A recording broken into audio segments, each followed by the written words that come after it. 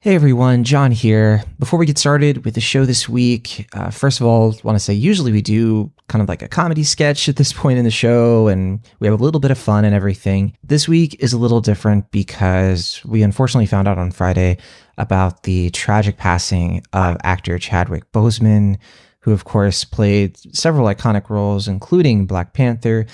And we're really grieving right now as a community here at Cinemaholics, and we've been trying to think of just different things we can do to celebrate his memory, do something that he could look at and be supportive of. So we are supporting and sending donations ourselves to the Starlight Children's Foundation. This is actually a cause that Boseman himself supported back in 2018. I actually have a quote here from Boseman. He said, "Being a Marvel superhero gives us a powerful platform to directly influence positive change. Giving back to kids is the most impactful role you can play." We at Cinemaholics definitely agree with that. So we are donating to Starlight Children's Foundation, and we want to spread the word on what they're up to. They're a great cause, and their whole mission is to basically bring incredible joy to seriously ill kids. Your donation would, for example, allow a kid to, while they're in the hospital and getting treatments, play video games or be able to play some music and just in general have just the fun that we celebrate here on Cinemaholics all the time in their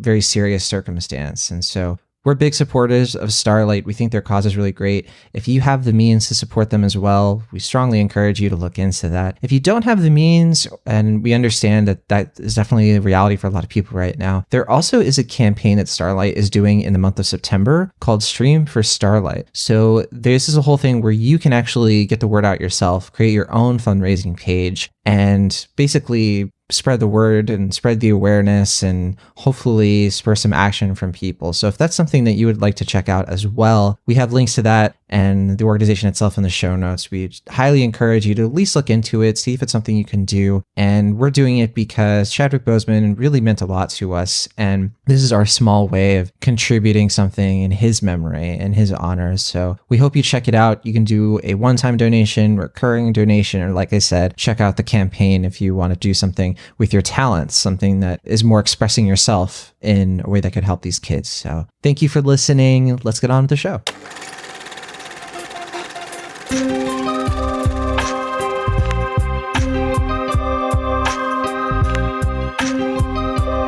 Welcome once again to Cinemaholics. I'm John Agroni, box office columnist for Adam Tickets, and I am the editor-in-chief of Cinemaholics.com. And look, filling in for Will Ashton this week, he is a Nashville-based writer and film critic for comicbook.com. He's one of our favorite recurring guest stars, and our listeners like to refer to him as Better Will? Weird. It's Charlie Ridgely. Hi, John. How are you? Charlie, it is so great to hear your voice. Love having you on the show. Well, hey, I love being here. I always get so excited when we talk about doing the show because it's one of my favorite places to be. You know, I could not agree with that more. That it's one of my favorite things to do every week. And having you on is icing on the cake because we're talking about some stuff. Charlie, I need your help. I don't know how I could talk about some of these movies without your assistance.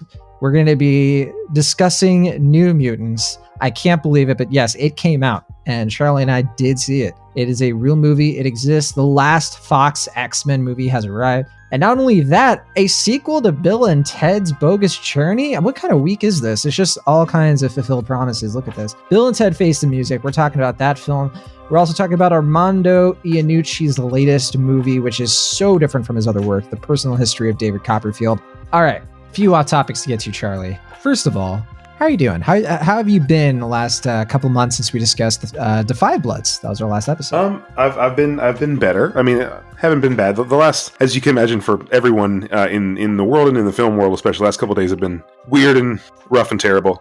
Yeah. But you know, I'm about as good as I can be. You know, the world's still upside down.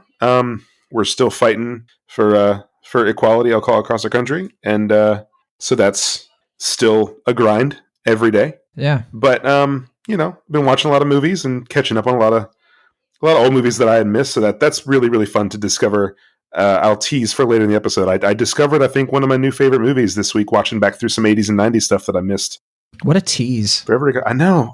It's just, that's how I do it. But yeah, you know, it's, I feel like every time I had an interview with anybody, I actually talked to William Zabka a couple days ago, and he and I had this kind of same conversation.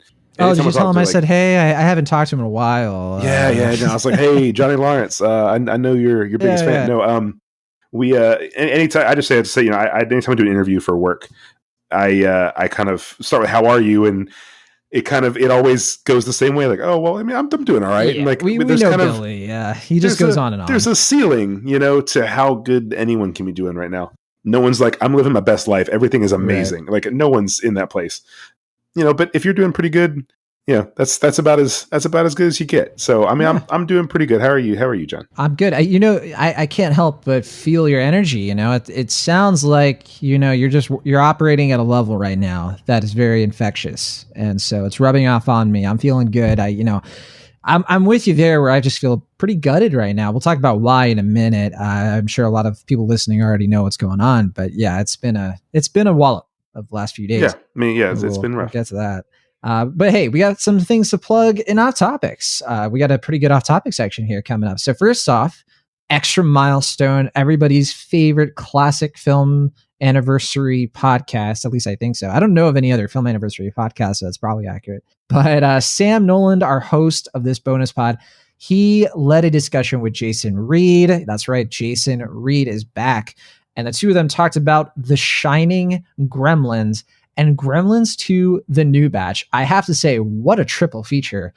First of all, The Shining, considered by many film lovers to be one of the greatest horror films of all time, or the best films, period, of all time. Probably the best Stephen King adaptation, one of the better Stanley Kubrick films, which is saying a whole lot.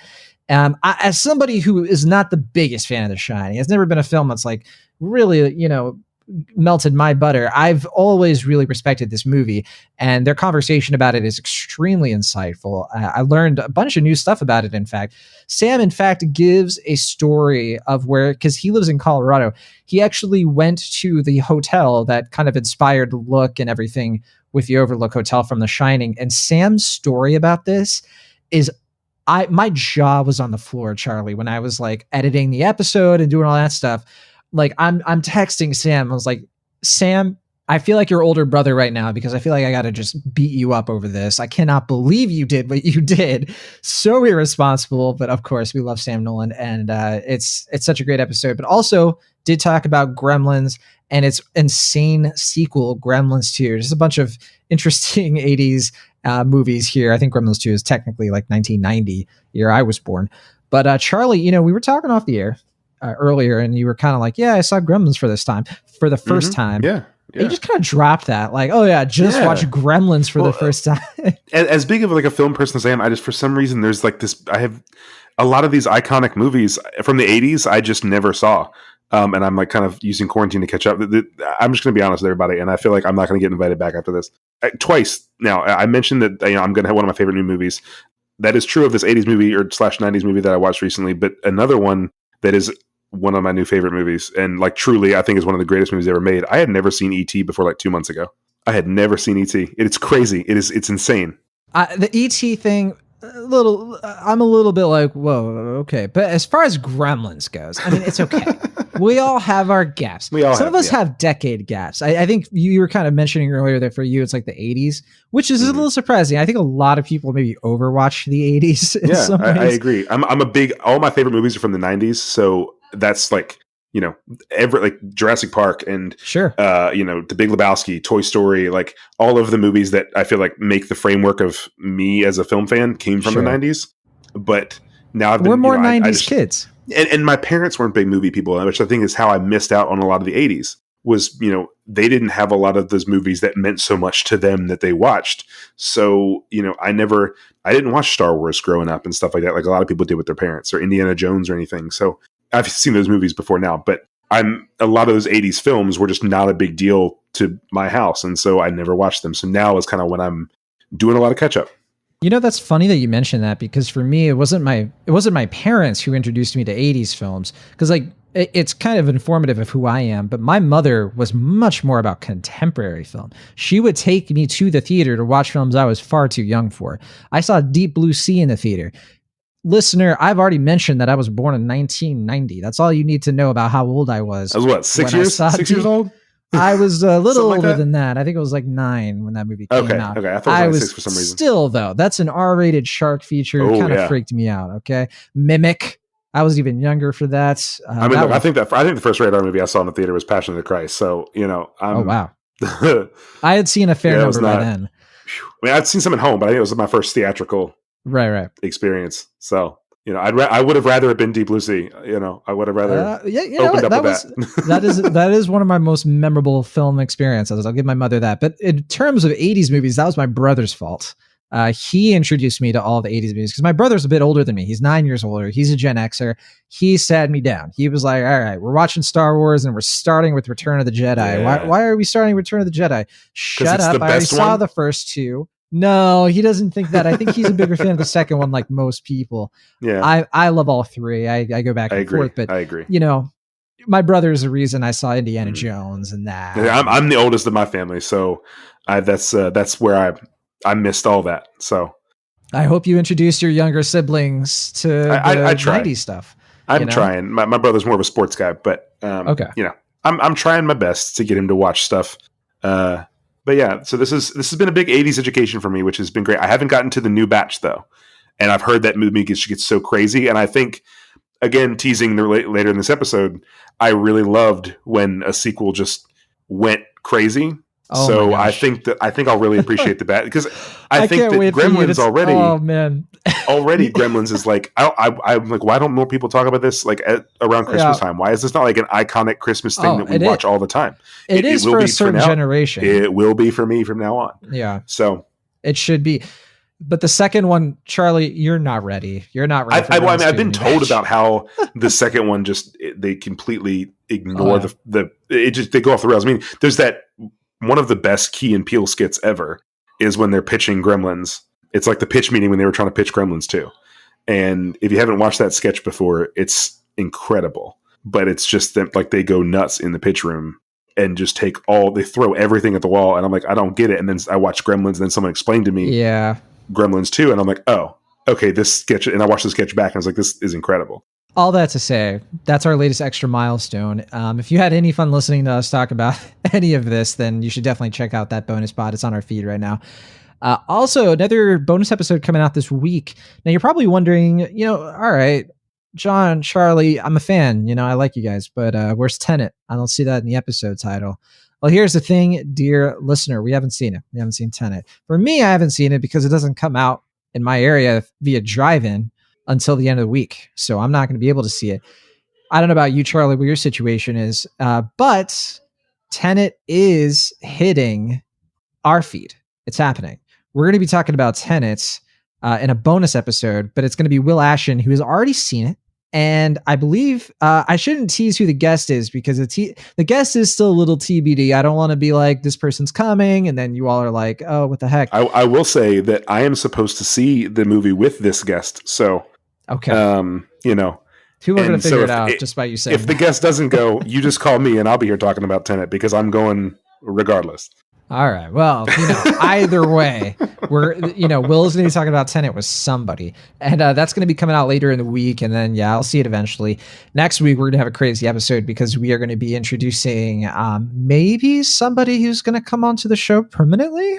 Maybe. And it's not Charlie Ridgely. I don't want to get people's hopes up. Sorry, Charlie. You're still our ringer. We still got to bring you in. Hey, I'm the wild card. I'm the wild card. I mean, you gotta, you got the Serenities, the New Mutants. I will always be here for the wild card. We do want to do some stuff with you, Charlie, though. But on other channels, we might be doing some fun stuff on YouTube.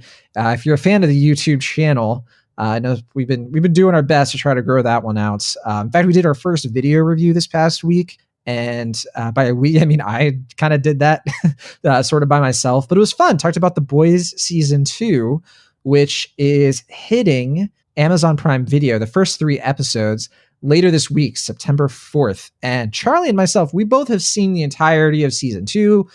We were privileged to get screeners. And so we've already seen the whole thing. Now, Charlie, you told me right before the show, they're only releasing the first 3 episodes. I am disappointed by this because I think this is a very addicting and bingeable show. I agree it is. but I'm still a very big fan of weekly television, and or at least that model. We've had a lot of arguments in our office at comicbook.com. Brandon Davis and I have always been big fans of waiting every week to watch something. And we've always kind of fought for that. And with The Boys especially, I loved how much we talked about The Boys when it came out last time. And I'm really excited to see that energy spread out over the course of, because you think about like Game of Thrones when this final season, as much as I hated it, like the energy every week talking about Game of Thrones. That and I'm Mandalorian. really excited for that. And and Mandalorian like really proved if you do it not every show has to be that way. I mean, some shows are filmed to be binged and that's great. I still love them. But I really appreciate, getting to watch something and then one of my favorite TV experiences, maybe my favorite TV experience ever, was when the first season of True Detective came out. My buddy Josh Wren, who was one of my groomsmen in my wedding, he and I lived together my senior year in college. Well, my victory lap. I was a 4.5 year guy. So hey, I'm sure all the listeners know everything about both your college experience and the exact makeup of your your bridal party. Yes, Josh. Josh is a good friend of mine. We lived together there my last year in college, and he and I watched True Detective together every Sunday. And that experience, because that show is so twisted and so there's so many mysteries to it, and we were on Reddit every day all through the week. Like we were texting each other theories. We would sit in the room in our living room for hours on end, just reading Reddit stuff and talking about it. And just the wait every week to figure out what was going to happen. Like that 8 or 10 weeks, whatever that was so fun to me. And because of the binge model, I feel like we lose that so often. Yeah. And so I'm excited with, Yeah. And so I'm excited with The Boys. I think we're going to have that because there's so many crazy, exciting things that happen in The Boys. And then on top of that, just as an entertainment writer, I really love the weekly model because it's hard to write. Like when Stranger Things season 3 came out, it's hard to write about it because everyone's watching it at a different speed. Yeah. But with The Boys, every Friday night and Saturday, we can talk about The Boys because all the fans are going to watch it that day. And we can really grow with it. So I'm a fan of that model. I know not everybody is, but I'm excited to kind of stretch this out and really talk about it with people and really get a conversation going, get theories going and things like that. We should say too, it still exists. Like the weekly model still happens, but it doesn't mean that you can't binge it later. That's what I did with The Last Dance, the Michael Jordan documentary series. That was coming out week to week on the ESPN app. And I remember people were talking about that. It sounded really great. And I was of the mind of like, I'll get to it. I'll watch it. Eventually, it hit Netflix. Even though I had the ESPN app, I could have just watched it, whatever. I ended up watching the whole thing. I'm actually on episode 10. I was watching it right before we started recording the last episode. And I'm a huge fan of that documentary series. Highly recommend. And I know Corey really enjoyed it as well. But yeah, it's still a thing. It's still like watching things week to week. It hasn't disappeared completely. Some of that water cooler specialness of like that we did get with like Game of Thrones and Lost and shows that kind of just demanded to be a pop culture moment. They're definitely rarer than they used to be, but I think that I think The Boys lends itself well to that.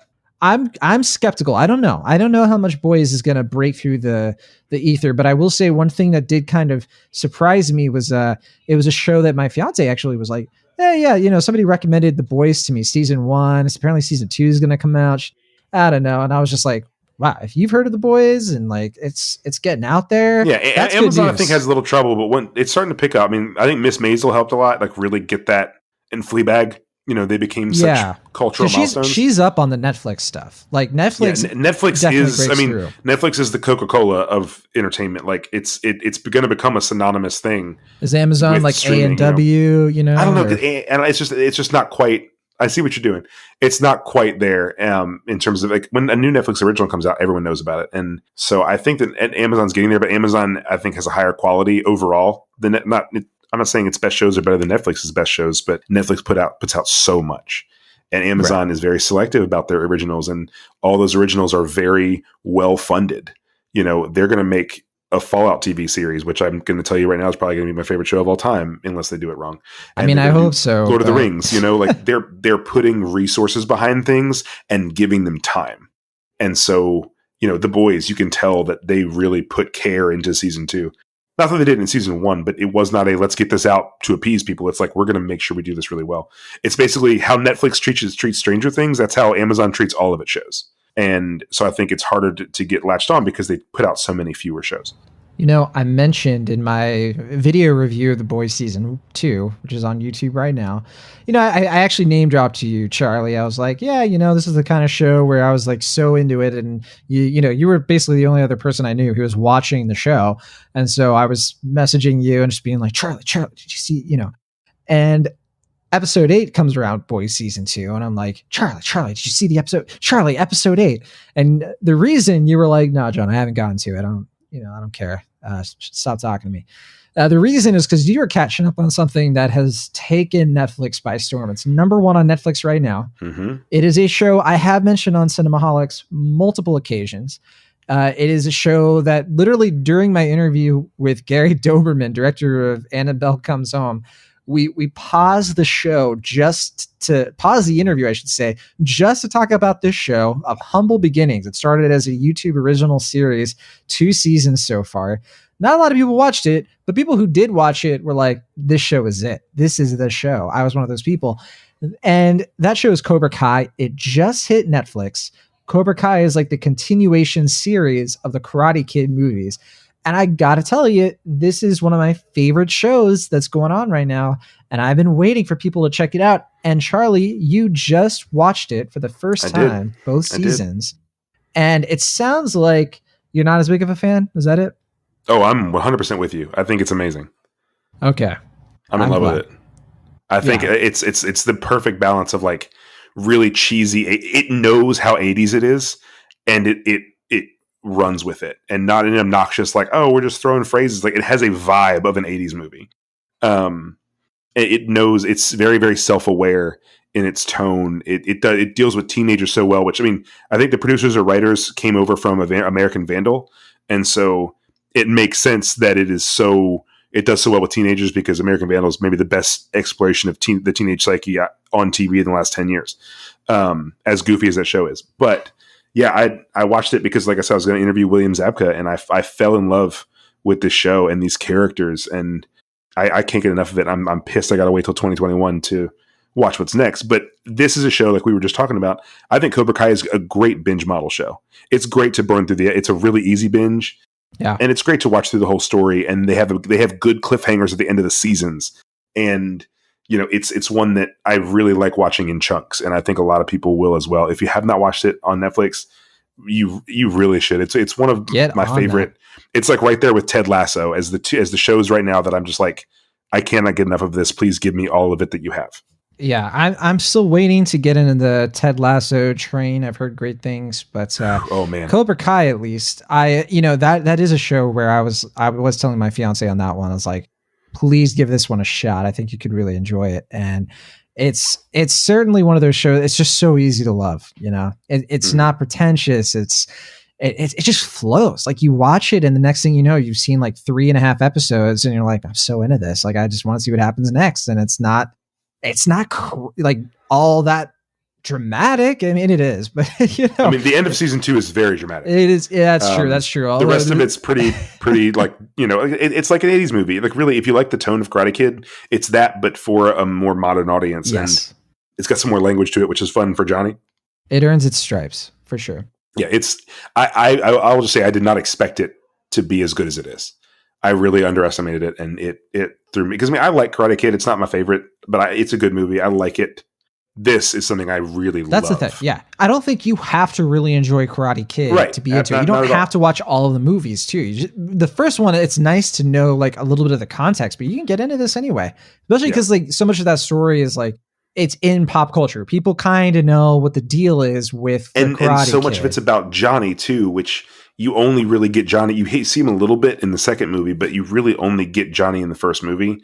And Johnny is as big or bigger of a part in the show than Daniel is. Well, he is like, in my opinion, the main protagonist. I agree. Which is he gets the chance to shine, which is awesome. Yeah. So that's Cobra Kai. Please check it out. It's on Netflix right now, so you don't have an excuse anymore. I mean, people could have watched this pretty easily. Like, it was on YouTube Premium, but like you could watch a bunch of it for free. It's not like it was locked to everyone unless you were paying whatever a month. You could still check it out. The thing is, people weren't watching it because they knew, well, if I like this, I'm not willing to pay YouTube. I wasn't, when it came out, I hadn't seen Karate Kid, and I was like, I'm not going to, there are YouTube or there are streaming services I'll try out. I don't need to try out a YouTube streaming service. I hate YouTube as much as it is. I'm not going to do this. Yeah. So now that it's on Netflix, rock and roll. I think premium for YouTube is kind of on its last legs. It was YouTube Red for a while. You know, the only good show it had was Cobra Kai. And so now that it's on Netflix, that premium YouTube thing is going to go away. Well, that's the thing is I think that it's still a valuable subscription service for like not getting ads. And there are some really great features that I'm a premium subscriber and I do that there are certain perks that really help me out. I watch a lot of YouTube and I listen to a lot of podcasts through YouTube, funny enough.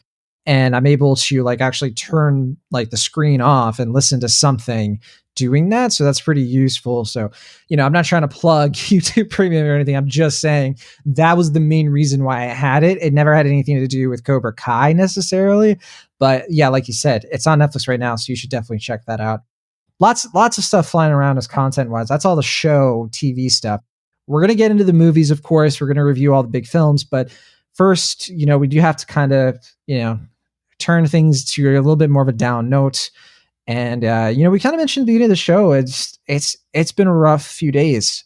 We received the tragic news that Chadwick Boseman passed away after a 4-year battle with colon cancer. And, we're still grieving. We've lost this actor who has meant so much to so many people. And I've really been having a hard time with this. He's so young, only 43 years old. He, of course, played a lot of iconic roles as Jackie Robinson, James Brown, Thurgood Marshall, and, the big one, Black Panther. That was his moment when he broke out and people were like, this Black Panther character is changing everything. He became the first like Black superhero to just become a worldwide phenomenon in a way that we hadn't really seen before. We'd seen Black superheroes on screen and everything, but this was different. This was a moment. Black Panther was nominated for Oscars. I mean, we had this new character who just came along and was such an inspiring icon and hero for kids. And part of the reason, he's lasted as a character is because the actor himself was so real with people. I've always gotten the vibe from Chadwick Boseman. This guy just like loved acting, loved being in the position he was in. And I was so hopeful of like, we're going to get so many great films and we're going to be able to see this guy just like rise and grow, and to see that cut short, at the expense of his wife and his family and his kids who watched him in Black Panther. It really takes me to a pretty sad place. And, this was a guy, he was more than his work, he was more than just an actor, right? I mean, not that being an actor is just a thing, but he's an icon at this point. He after Black Panther, he reached a tier that not many do, I think, especially after playing Jackie Robinson and then, taking on Black Panther and then the hero that character is to so many people. It's not like Batman, where like, Ben Affleck or, it's like there is one Black Panther, there's one King T'Challa, and it's Chadwick Boseman. And not only was he the first person, but he embraced that character so fully. And, there's an interview that came out, or an editorial that came out from Ryan Coogler today about Chadwick. And he talks about how Chadwick helped form this character and how so many decisions that we watch in that movie actually came from Chadwick. And it just shows how passionate he was. And the fact that he was almost everything that we've seen him in. I mean, really from Captain America Civil War on, he was battling a life-threatening disease through every single one of those films. And like, if you want to talk about, you mentioned his love for this, like it shows right there. And it's like, he was already such a hero, and how all this transpired, like just makes him even more heroic. I mean, he was visiting kids in cancer centers, trying to bring them up and, while battling that himself. And, this is, I've mentioned this to some other people before, the last couple of days. I've never cried over a celebrity passing away. I don't think, and maybe when Robin Williams died, I got a little choked up, but it's hard, even when they're your hero, when you're someone you look up to, you don't know them personally, but this really hit me in a place that I could not explain where it came from. This, I don't have a lot to add to this conversation. And I know, like, part of me hurts for all the kids, like, especially all the Black kids in this country and across this world that, like, finally got to see themselves in him and idolize him for good reason, you know, to have that loss. And especially right now in the moment we're in, I mean, we are in a war, a battle for civil rights in our country, you know, and to lose a figure like him in the middle of that is devastating. But even on a personal level for me, it just, I looked up to him so much, and I respected him so much. And I mean, he was a hero to me too. And I think this was the only time I was shaking. I was crying. There's just, I wasn't able to form thoughts for a minute. You know, it was just, I've never had something like that affect me this way. And I think that says a lot about who he was and how he carried himself. And, you know, this is going to hurt for a long time. And it puts, I think, the character of Norman from Defy Bloods in such a different context. Yeah. You know, and like I said, I don't have a lot else to add other than, you know, this hit hard for all of us, I think. And it's going to take a long time when Ma Rainey's comes out, the Netflix movie he's in with his final film. That's going to be real tough for all of us. And it seems like it's going to be an incredible film anyway. But it's going to be hard to go forward without him, not just in Black Panther, but in our world, whether on or off screen. I mean, he changed things, and to have that cut short and to say goodbye to that is a really, really hard thing for all of us. And I'm going to hurt over that one for a while. Yeah, his last film, like you mentioned, Ma Rainey's Black Bottom, that's going to be released on Netflix, and it's based on the August Wilson play. And you know, when this happened on Friday, when we found out what was going on Friday night, the Cinemaholics crew, the writers, podcasters, our whole group chat, we were just kind of, we were grieving about this. We were like, everybody was just, you know, like, what do we do? Like, how do we process this? And one of the things that we decided to do was like, let's, you know, we can't erase our pain. We can't forget about it. We can't pretend like it's not there. We're mourning, of course, and it pales in comparison to what people close to him are really going through at the moment. So we were thinking, you know what, let's do some positive good for someone, you know, someone related to a cause that Boseman himself supported. So at the top of the show, you already heard me talk about this. We're putting some donations and some awareness effort behind the Starlight Children's Foundation. And this is something that Boseman personally supported. And you know, it's a little thing, right? I mean, in the grand scheme of things, to just be like, hey, you should go donate to this cause. Yeah. And I want people to kind of look at that as like, if you don't know what to do right now and you want to still carry on what Boseman was about and the inspiration that he brought to people, I think this is one way to do that. You know, not necessary way to do that, of course. Everybody handles stuff in a different way. But I hope some of you listening consider it. It might, you know, I know for me, it's brought me to a place where I can really grapple with just the reality and kind of put things into perspective a bit. You know, it's a really great cause. So links to that, of course, are in the show notes. And I'm really hopeful for just kind of like the future of just that this guy unlocked. You know, what he did with Black Panther, it opened doors. Like, we can't deny it. I mean, it really just kicked the pants in Hollywood. It was like, you've been telling this stupid lie for so long that for whatever reason, you don't think that Black actresses can carry a film to just worldwide success like you've never seen. Black Panther is one of the highest grossing films of all time. That doesn't happen by accident. And you know, and it's not because of a fluke, you know, it's because people were waiting for something like this to not just get a movie like this. But it didn't just create success. I mean, this was a whole moment across our world. You know, like, Black Panther had a kind of energy that no other film in history has. And a lot of that was because of what Ryan Coogler did. A lot of it was because of, you know, what Denai Guerrera and Lupita Nyong'o were able to do. But so much of it was because of Chadwick Boseman and the kind of regal aura he carried with him in that role. And as soon as you saw him on screen in Civil War, it was like, I would follow this man anywhere. And so when his movie came out, you know, I could not get to it fast enough. Yeah. Because as soon as you see him on screen, it's like, nope, I am doing anything he would ever ask of me. And I think in every role he played, he was that way. He had that same tenacity, and it's idol worthy. It's the kind of person, it's icon status if you have that kind of career to carry that weight, and I think he did it every single time he was on the screen. There is a reason why he's the first Marvel hero to come through that portal, right? It wasn't anybody else. So before we finish things out, we wanted some of the listeners to have their say as well. We started this new thing where we use the Swell app to record your voicemail. So if you want to hear your voice on the show, highly recommend just check out the Swell app, available on iOS and Android. And you can find a link to that in the show notes, of course. Find Cinemaholics Podcast. And we have like prompts and everything. And we started doing this last week.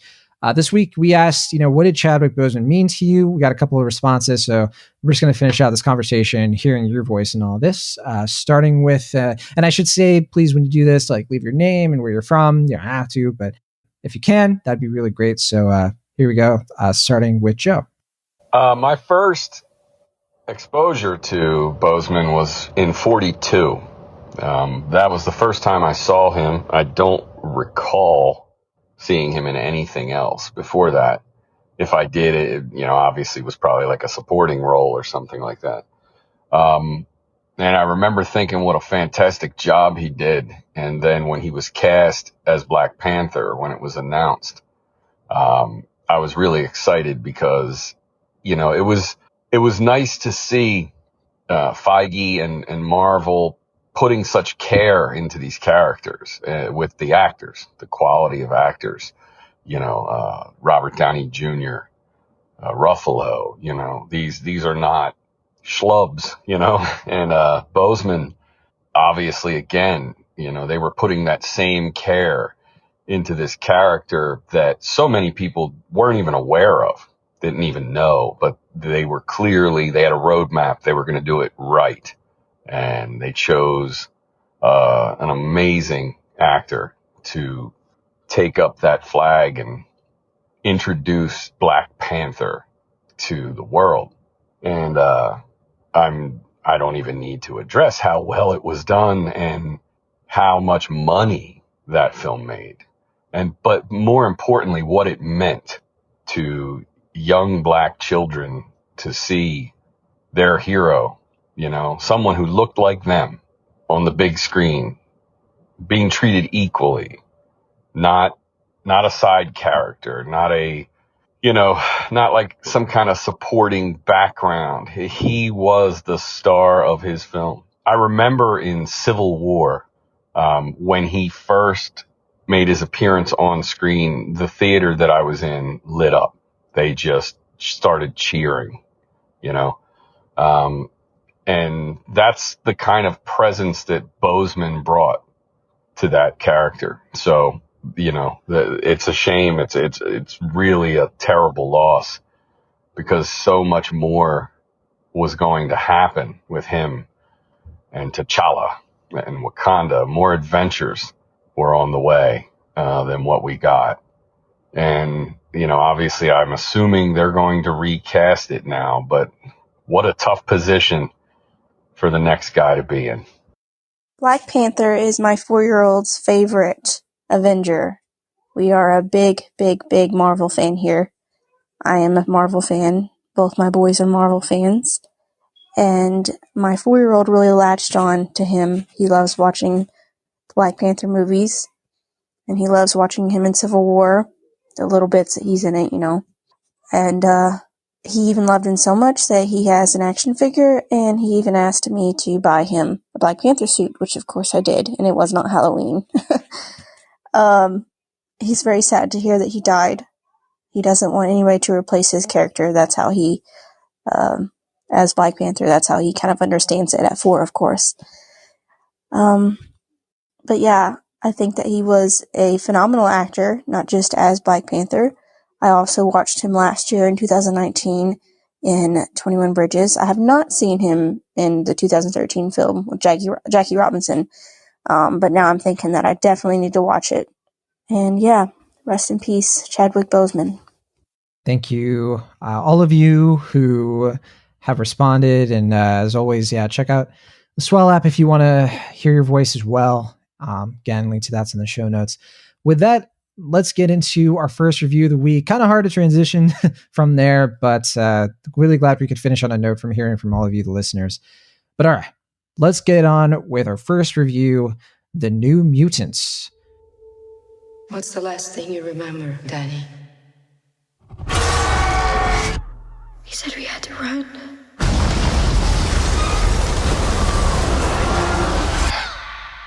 The reason you survived is because you're a very uncommon girl. You're not alone. Not anymore. Do you know what mutants are?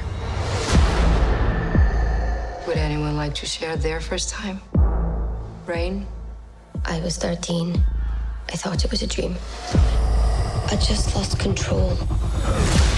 Sam? I started panicking. People got hurt. Roberto? My girlfriend had burned her. Ileana? I killed 18 men, one by one.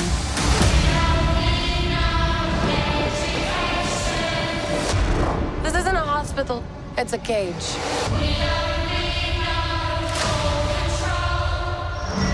It's important we find out your power so we can help you get better. I forget, is it The New Mutants or just New Mutants? Do you know, Charlie? It is the, however you say that word. Okay. The New Mutants. The New Mutants, Not just, if you want to go not there. just any, yeah, not just any New Mutants, right? Like these are the New Mutants. Yeah. This is the long-awaited, as Charlie, you refer to this film as it's like your white whale. It's a film we never thought would ever happen. We've been hearing about this movie for about 4.5 years now. It was always sort of billed as they were in the middle of making things like Logan, and they had just come out with like Deadpool, and the idea was, let's keep this train going. We're making these like X-Men sort of like spin-off standalone films that play with other genres. Deadpool was kind of this absurdist comedy, R-rated, of course. Logan was like an R-rated, like Western. New Mutants was going to be like their horror film, but kind of mixed with YA, which is why they brought on Josh Boone. Josh Boone's the director of The Fault in Our Stars, which had just come out a couple years before they started production on this one. And as a concept, I think we were all pretty excited about this. I mean, I know I was like, yes, the New Mutants is like an X-Men variant from the 80s in terms of the comics. We haven't really seen them come alive on screen, it's at least not live action. And these are some interesting characters. They have like ties, of course, to the main X-Men, but it was an exciting prospect of like, we're going to get something kind of in the vein of Deadpool and Logan that's trying something different with superhero movies. But the problem is that just things kept happening to delay this film. For a while, it looked like Fox was playing around with the idea of doing reshoots. Those never came to be, but by the time they were gearing up for, they'd already delayed it, and it was going to come out in around like April 2018, something like that, about a year after they were filming it. Then, Disney was like, hold on. we have some plans for you, Fox. And because of the Disney Fox merger, a lot of this stuff really just started it got pushed, it got delayed. We thought it was going to come out last year. It didn't. And a lot of people were like, well, you know what? This seems like the kind of thing where it's not Dark Phoenix, which came out last summer. It's not something that's probably going to do super well in theaters because people are kind of over the X-Men franchise now that there's like this promise of it being an MCU thing. People are like, oh yeah, the Marvel Cinematic Universe is going to reboot all of this. So maybe this doesn't belong in theaters. The problem is Disney still had to put it in theaters contractually. We talked about this on the show before, but they would have lost a lot of money due to like legal issues. And there are still a lot of laws in place when it comes to what theaters have to play, or what studios have to play through theaters based on the contracts they do with production crews. So New Mutants had to be a theatrical thing. So we were going to get it this year. And then coronavirus was like, well, that's cute that you think this is going to happen. Sorry, but theaters are now closed indefinitely.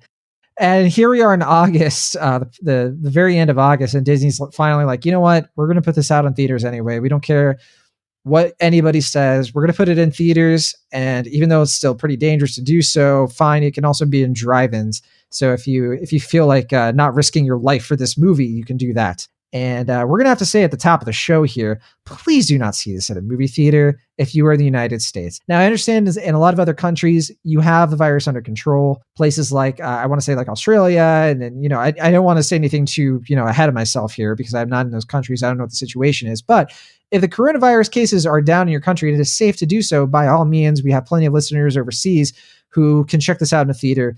Obviously you know the risks in your own particular area, but in the United States, no, like people should not be going to theaters right now. We still lead the world in coronavirus cases. This is still very much a thing here. And, you know, it's not just something that could harm you. It could harm somebody you care about if you come into contact with them. So we are talking about this film. However, I didn't see this in a theater. I saw this at a drive-in. Drive-ins, of course, are a perfectly acceptable way to watch something like this theatrically because it's the only way you can see it. I believe it's a perfectly acceptable way to do so if you're being safe, you're wearing your mask, you're socially distancing and everything like that.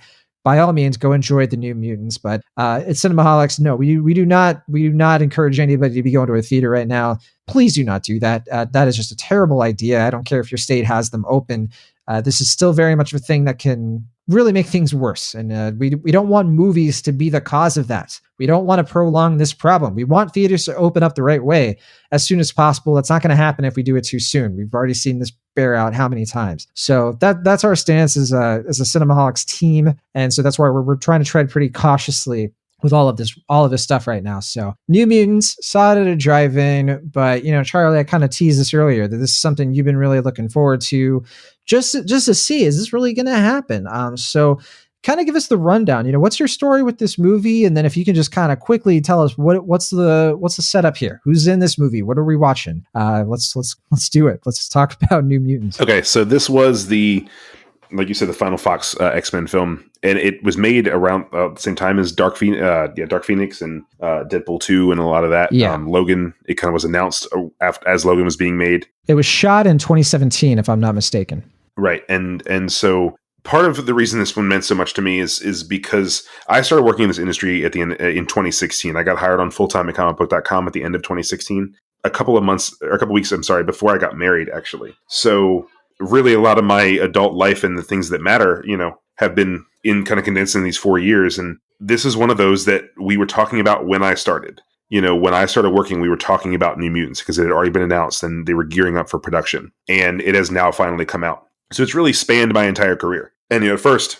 like everybody, it was one of those, you know, hey, there's a lot of reshoots. There was conversations that they were going to add characters in these big reshoots. You know, they cast people like Maisie Williams as she was starting to blow up from Game of Thrones, Anya Taylor-Joy when she was in Split. You know, they were casting Charlie Heaton right after the first season of Game of Thrones. Like they had gotten these young actors that were coming up, and they were going to play these New Mutants, which from the pages of Marvel Comics, New Mutants were kind of an offshoot of the X-Men. And they were, you know, a younger team and they had different powers. And there's the biggest, most popular New Mutant story is the Demon Bear saga, which is what this film was going to follow. And it was going to eventually tie into the other X-Men stories, but it was mostly going to be kind of standalone and build its own thing. Actually, I think Boone had a trilogy planned out for these characters. Yeah, there was going to be like a post-credit sequence, but then he literally took it out. The second one was going to take place mostly in Brazil at Sunspot's home. And they actually had talked to Antonio Banderas was going to be the villain of the second movie because he was going to play Roberto's dad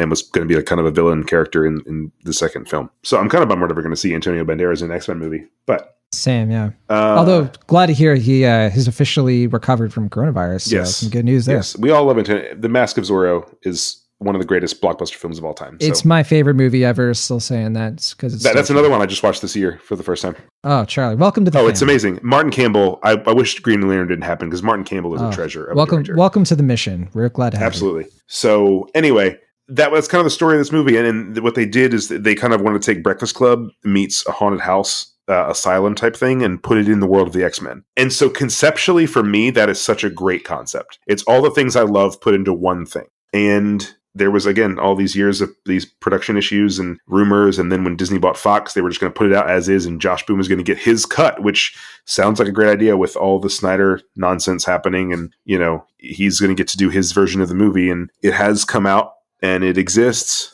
I'll kick it back to you for a minute because that's kind of where we're caught up. I mean, that's the story. It's hard to describe the story because there's really not a lot to it. These mutants, it's small. don't know a lot about their powers, and they get put in this I guess there is more to say about it. They get put in a hospital, what they think is a hospital. And Dr. Reyes, who's played by Alice Braga, is supposedly helping them learn to control their powers. And things start happening that are out of their control. And they think that maybe the place that they're in is not there to help them very much. Yeah. I think and that's based on what I understand, they were kind of teasing that this was like, supposed to be more in the Logan continuity, that there's going to be a connection between these kids and the like runaway kids. And there very much is in this film, without giving too much away. There is a big a connective tissue through line with this, and especially with Logan, but also with X-Men Apocalypse. Yeah.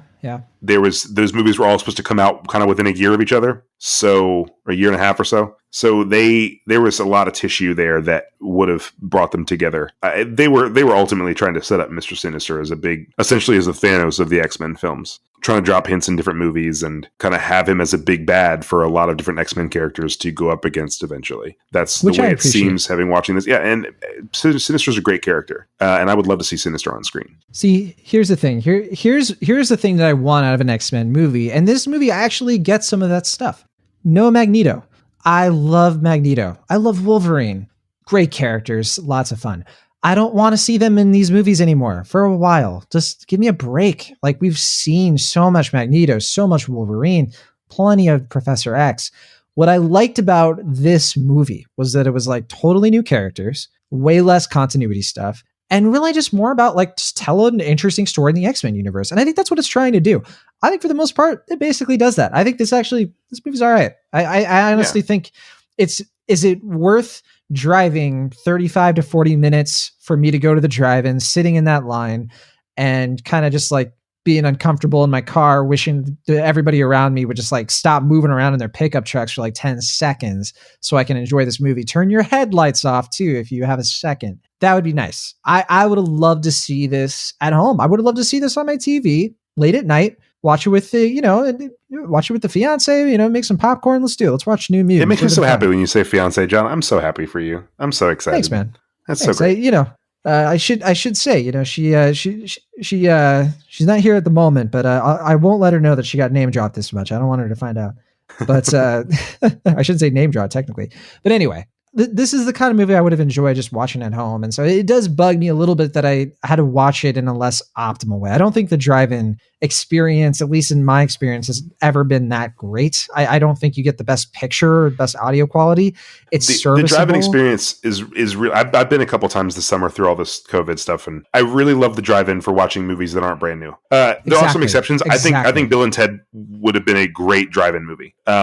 Sure. But I mentioned E.T. I saw E.T. for the first time. There's an E.T. and Back to the Future double feature at a drive-in, and that was such an incredible 1-2 for me. If it weren't for the fires, we were actually going to watch Indiana Jones and Temple of Doom at the drive-in. That is a drive-in. Those movie. are great. Jaws. We had a Jurassic Park Jaws double feature here.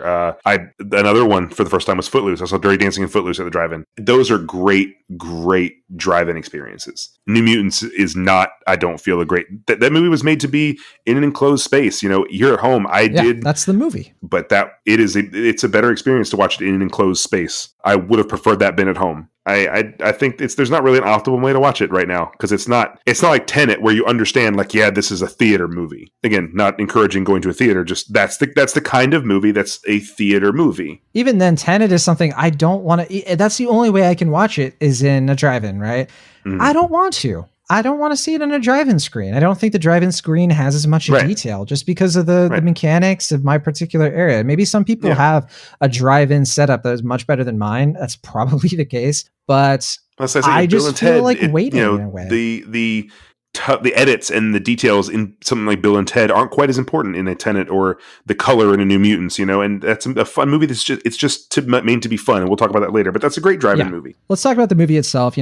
We haven't talked about the story too much beyond. A lot of this movie, as you mentioned, it is very Breakfast Club. I'm not as caught up on New Mutants as a comic series, but I do like the conceit of it. It's like, let's hang out with these different mutants, and we're introduced to Danny Moonstar, who is a Cheyenne Native American. And her prologue, as we're sort of like, this is the first thing we see in the movie, is we see her sort of escaping something very destructive that has happened. And the next thing she knows, she's in this hospital and she meets all of these new mutants, and she develops an interesting relationship with Maisie Williams' character, who is known as Wolfsbane. And what's interesting about this movie is it doesn't just overload you with, here's each character and their power. It's not a dossier. Like we do get kind of a slow build. We meet Anya Taylor-Joy's character, Ilyana Rasputin, who is connected. The movie doesn't touch on this too much, but she is connected to Colossus. I think she's like a sister, cousin, or something like that. She is Colossus' sister. Okay, yeah. So she a bunch of drafts of this movie had Colossus appearing in the film. Well, which I wish would happen because I'm glad he doesn't, but also I don't want that. I'm friends with the guy who plays Colossus, and I just love seeing him and stuff. So shout out to that makes sense. Stefan. Anyway, continue. Hey, if it's for Stefan, I'm fine with it. Yeah, I got a name drop. He's that's my boy. That's my guy. So anytime he's in stuff, I want it to happen. I can't say I'm friends with Anya Taylor-Joy, but I can say that I believe that she is cheated here, because I think that in a different X-Men universe, this is A Star Is Born in terms of this character. And it's a perfect match for that character and actor. I love this character. It's so good together. She's so good. The dialogue she gets is the worst. Now, yes. So we got to bring that up. It was hard to listen to. She's a bit of a bully in the early part of the movie. There's racial slurs coming out of her mouth. Now we do get like tragic backstory stuff that's meant to like humanize her and everything like that. But it's still, it's just like, man, I don't have to hate this character that much. It's that the insults were bad. They were just dumb, bad insults. It was confusing too with the puppet, and they just, I don't know, they don't handle her as gracefully as they need to. And that is the biggest criticism I give this movie. Now, this is not a movie that I think is all that bad. I do think it's pretty enjoyable. It's only some pain points. The problem is it's edited down to the just bone. They took a movie that was clearly about like roughly 2 hours, maybe 2 hours and a few minutes, and they hacked it to pieces. And you can really tell when you're watching this, and it's hard to appreciate the filmmaking because there are so many editing mistakes. There's so many pacing errors. So there's some big ADR mistakes. Oh my goodness! There's some blatant, some of the most noticeable I've ever seen in terms of like. See, I wasn't sure if that was the drive-in experience. Oh no, it is not. It is not the drive-in experience. That was messed up. And it's hard. Ironically, this movie needed reshoots. I'm not even talking about to overhaul the whole story, but like most movies have reshoots, and they're intended to clean things up. It's and too that's late, what this of course. Needed. Like Maisie Williams has grown up, and it's right. I think that like these actors have sort of moved on, but because the issue was they wanted to do all these reshoots initially, and Fox wanted to really overhaul the film, and the reshoots were going to take months. And so they waited to schedule reshoots because they were going to take such a chunk of time. And it's a low budget, so it would make sense for them to just redo the whole thing. Because so then by that time, the Disney purchase happened, so they didn't schedule reshoots because Disney wasn't going to pay for that. And so even the regular reshoots just got cut at that point, and it really showed. They have those moments where it's kind of messed up, and they like you said, kind of getting hacked up. None of the stories except for Danielle Moonstar were like there was no finish, there was no ending, there was no arc to the rest of them. They set up all these backstories and all these things they had to overcome, and at the end they're just like, all right, here we are. And it really just skipped so much of it because of how this was edited and how little they had to work with, essentially. There's certainly a version of this movie where it's not as predictable because the movie only gives you so much information, so it's really easy to piece together what the movie is and what the central mystery and why things are happening. So you're way ahead of the characters in that respect. I think a different version of this movie is, no, you're in a lot of these other characters' heads. You're seeing way more of Sunspot. You're seeing more of Cannonball, and you're seeing more, like, you're able to be like, okay, anything could happen here. Like, it's not as obvious of a plot twist as this movie might make it out to be. Unfortunately, this is not the case. Now, it doesn't mean the movie's not enjoyable enough. I mean, you really, you get stuff in here. You get morsels of fun, and some of the horror stuff is well realized. I will say there's about the last 20 minutes. I didn't love the ending itself at the last like 2-3 minutes of the film where like the actual ending. Yeah, it's but cheesy. Really the third act is very good. When they get to they play with horror stuff and they're doing their X-Men powers, like some of that stuff is gorgeous. The Demon Bear design is fantastic. The whole limbo where magic kind of draw powers from. the way they animate Cannonball, like a lot of that is really good, but it takes so long to get there, and the stuff before it is not super interesting. But I do appreciate that the best part of the film is towards the end, and so you really leave with a more enjoyable experience. It's inconsistent in its enjoyability, and honestly, I think that's the toughest thing for me is that it is just, like you said, it's a fine film. It's average, and that's after all of this with New Mutants, after what this movie became. Like I mentioned, My White Whale, like after the legend of the New Mutants, all we have is this very average, normal movie. It's not great. I would have so much rather this been like a Cat situation where it was just so atrocious that we could not stop talking about it. Right? I don't wish for those movies to exist, but after all this, like I want something to talk about. And this movie was just simply exists. And there's the sort of feeling that like people thought this might be a new cult classic. I don't think it's weird enough for that. Like it's not. And we should say, like, part of the reason it feels very average is because it doesn't do anything particularly inventive. It's easy to sort of sum up what they're going for here. Even with the horror stuff, it's all sort of just, you can tell they were heavily inspired by the making of It. They were really like, that movie was just coming out when they were making especially the ending. It sucks that this movie came out after It Chapter 2. I don't want to spoil the film, but It Chapter 2 had an ending that I very much hated. And I think I hated this one more because it was very much like that ending, and this came out second. Yeah. Even though this was made first. I won't get into too much detail about that, but it's just it's so on the nose. It's it's very CW. Not that I dislike the CW or anything. This movie was a great TV pilot, and Josh Boone is more of a TV director most of the time. I think that this, if they were making a New Mutants TV series, this would have been a really good pilot to start. Strong start. I absolutely would have tuned in the next week to see what would happen, but on a big screen, especially in getting dumped in the pandemic, for me, going to a theater that wasn't the most comfortable thing in the world. I didn't mind only being a couple people there, but I still, it's a weird feeling to be there. And again, it's to the point where I don't encourage anyone else to do it. And to be there was like, for this, like this, it's for this, but I don't think this deserves this. It's painfully average. And, I'm glad it's finally out. It just kind of feels like my world would change when this was over. And there's nothing changing about it. I will say, we're going to, like I wrote in my review, which you can find on comicbook.com.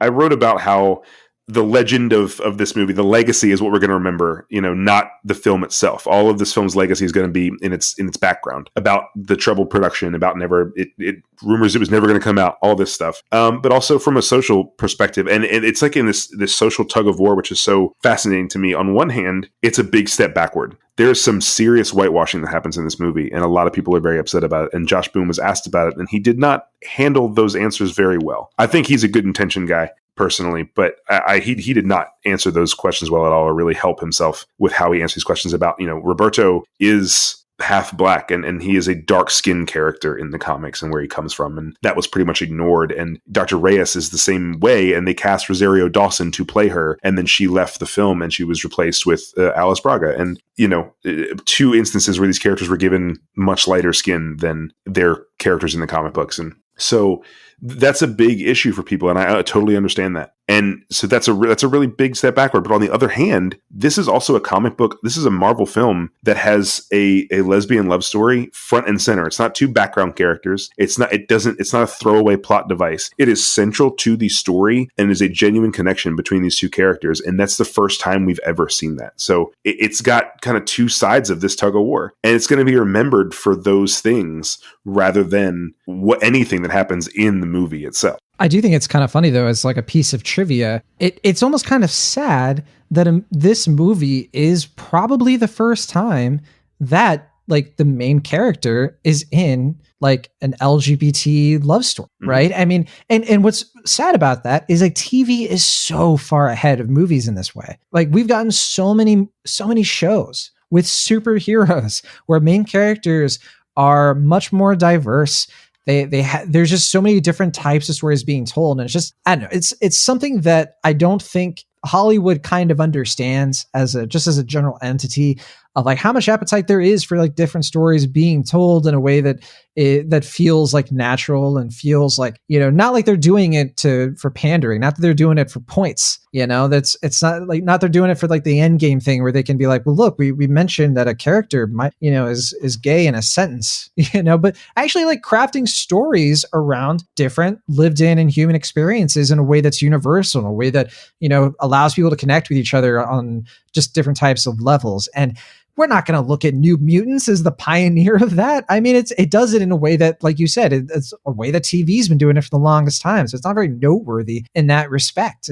But I do agree that it is a welcome thing. And, you know, you mentioned the whitewashing that happens in here. I mean, yeah, that's very much a thing. And I think, you know, Bob McLeod, one of the co-creators with Chris Claremont, you know, he was like, you know, I was excited about this idea. I was like, yeah, it's, you know, take New Mutants and turn it into a horror thing. That's fun. And then he was like, I can't believe that they spelled my name wrong in the credits. Like they didn't have the care to do a quick Google search to make sure that this guy's name is spelled right. And that's a kind of disrespect that I think, yeah, they just rushed this thing out the door because they had to. Which is ironic because it was on the shelf for 4 years. And, you know, it was in some kind of production for 4 years, and it feels so rushed. Like it's that amount of irony is just, it's one thing if it's just complete, like Doolittle was a situation where it was so overdone by the time it came out. Like there were so many things that were done too much. They kept making different decisions and adding on top of it. So they got something that was just a total mess. And this was the exact opposite. Like it was sitting around forever and they just weren't allowed to do anything with it. So when the time it came out, it's like, we have this original thing we made and we were rushed because we didn't have all this other stuff. And it is what it is. You know, it's kind of a shame to see what was a truly great idea, I think, end up, whether by fault of a filmmaker or by a studio issue, whatever, it kind of become just this. It's not the worst movie ever. You know, it's better than a lot of the other X-Men movies, which says a lot about that franchise as a whole. But, you know, it is.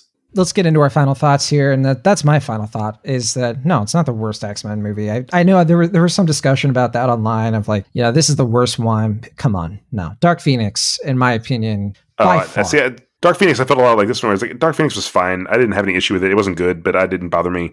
You know, there's some like X-Men Wolverine that are Origins Wolverine that are just so incredibly bad. Like, you know. See, I don't like that. You talk about Cats. You talk about Cats level disasters. Like that's what that looks like for me. I disagree, kind of. I mean, honestly, you take Deadpool, who is the most like the character known for talking, and you seal his mouth shut in the first. I get it. But you know, aside from that, I honestly don't think that film's nearly as bad as it gets some credit. You know.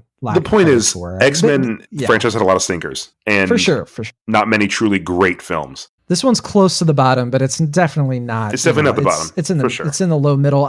This is a C+ for me, very low C+. It's almost a C, but I do think there are a couple of things here that I do think are enjoyable enough, and I genuinely think some people are going to watch this and be like, "This is a lot better," because their expectations will be so low. So my thing is like, if your expectations are pretty low, but you still have a little bit of curiosity, for sure, go check it out. You know, like if it's at the drive-in, or just wait for it. I mean, I'm definitely going to watch it again when it comes out at home. Like I was intrigued by it because I want to watch all that Demon Bear stuff again. That final act to me is going to be worth renting it on digital. You know, like I'm excited to see that part again and see that stuff. And, you know, but overall, I mean, I'm with you. I give it a C. I was a little bit lower, but you know, it's the most average you can get with stuff. It's got good, it's got bad. Don't go to a theater and watch it right now, for sure. C for Cannonball, because Cannonball is average. Oh, and I just say that one thing. I'm so sorry, because I want to move on from this, but Charlie Heaton is a great actor, as we've seen in Stranger Things. That accent that Cannonball has is one of the worst things I've ever heard. Yeah, it's not great. He's supposed to be from Kentucky, and it sounds like on a sketch comedy show where they're trying to make fun of Southern accents. That's what his accent sounds like. Right, yeah. I thought he was very, very bad. It's like they brought him on for Black Jeopardy or something. It wasn't quite there. So bad. I feel like Captain Ahab. I am very let down and do not feel fulfilled by the capture of my white whale. Well, I want to talk about a film that actually did like fulfill something that I didn't even know I wanted. That's Bill and Ted Face the Music, the third installment in the Bill and Ted trilogy. It is a sequel to the first film, Bill and Ted's Excellent Adventure from 1989, and its sequel, Bill and Ted's Bogus Journey, which came out in 1991. This new film follows the return of Keanu Reeves and Alex Winter. They're back as Ted and Bill, respectively. The kind of, you know, they're not the brightest bulls, but they have big vocabularies. They're very nice and heartwarming. Big There's hearts. Good dudes. Big hearts. They're excellent to each other. Most excellent. They've, a lot of stuff has gone right for them all these years later. They're in the middle age. They're still married to their wonderful wives, played by princesses. Jane Mays. Princesses, of course, from the 1400s, if you watch the earlier films. But yes, Erin Hayes and Jayma Mays play their wives. And they now have two wonderful daughters. First one is played by Samara Weaving, Thea Preston, and of course Billy, played by Bridget Lundy Payne. Both actresses who are definitely on the rise. Samara Weaving we've seen in movies like Ready or Not and Netflix's Hollywood, and we've seen Bridget Lundy Payne and other Netflix stuff actually in Atypical. And this movie kind of it's not a direct passing of the torch. We spent a lot of time with Bill and Ted on a new time travel crazy journey where they have to save all of the universe with like the song that will unite the world. And you don't watch the Bill and Ted movies for the plot. You don't watch it for the time travel rules or any of that bogus stuff. You watch it for these excellent dudes and some excellent comedy. Now I'm going to say I'm really bummed I couldn't have seen this in a theater. I was really looking forward to that being the case. I really, really enjoy these films. Bill and Ted's Excellent Adventure, first time I saw it was in middle school.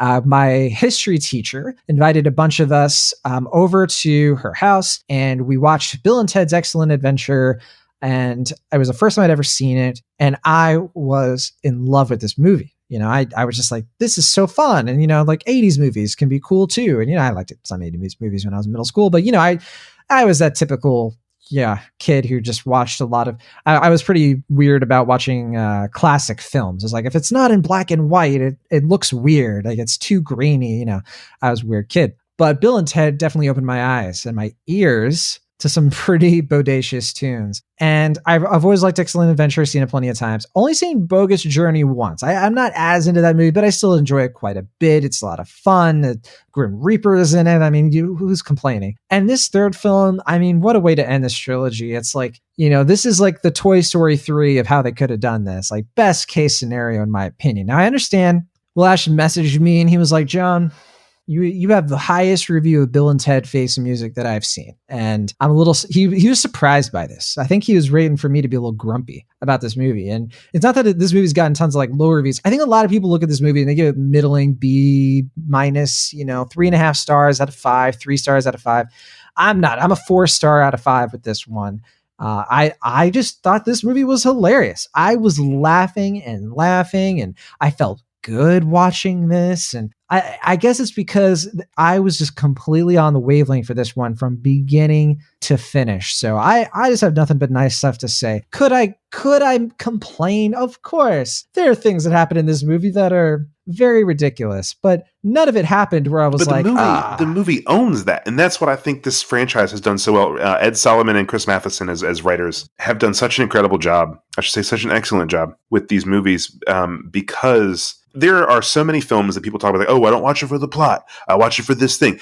One of the biggest discussions and arguments I had last year was about Godzilla King of Monsters, where they were like, just going to want to see monster fights. I'm like, that's great. But the movie tries to do so much more than that and fails to do it. It does not just try to be a monster movie. It tries to tell this whole story and it fails at that. So I have a hard time with watching just monsters fight. There also isn't a lot of that in there, but that's just an example I use to say. Wasn't expecting Godzilla to be brought into this, but all right.